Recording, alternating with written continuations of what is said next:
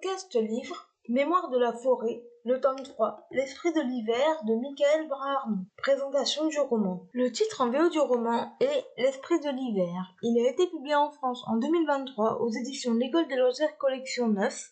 Il fait 342 pages. Je lui ai mis la note de 10 sur 10 et le conseille à tout le monde. Quatrième de couverture. L'hiver et son manteau se sont posés sur la forêt. Les jours sont froids et les nuits sont longues, mais comme chaque année à l'approche de la fête de Yule, les habitants de Belle-Écorce se réjouissent. Les boutiques regorgent de jolies choses, les gourmandises se préparent et beaucoup prennent la direction du Grand Nord. C'est tout là-haut, dans les dangereuses vallées de Sombribert, que Pimprenel et Séraphin Renard sont allés chercher un cadeau pour Bartholomé, leur fils à la santé fragile. Mais ils ne reviennent pas le jour prévu. Pour les retrouver, Bartholomé embarque avec son oncle Archibald sur l'étoile de Belle-Écorce, un légendaire train à vapeur.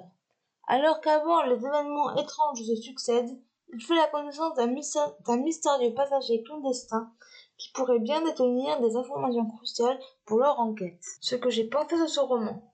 J'ai adoré cette suite. Archibald et son neveu décident de partir à la recherche des parents du petit renard. Pour cela, ils doivent monter dans l'étoile de Belle-Écorce. Les personnages sont très attachants. Archibald travaille toujours à la librairie et a maintenant un associé. Il va se rendre dans le Grand Nord avec Bartholomé et ils vont vivre de nombreuses aventures. Bartholomé, le neveu d'Archibald, a une santé fragile et veut tout faire pour retrouver ses parents. Il aime les enquêtes. Il va faire la connaissance de Théodore, un ourson. Les autres protagonistes ont leur importance dans l'histoire. L'intrigue a un petit côté sombre, mais apporte tout de même beaucoup d'espoir. Cette lecture est parfaite aux alentours des fêtes de fin d'année et le début de l'hiver.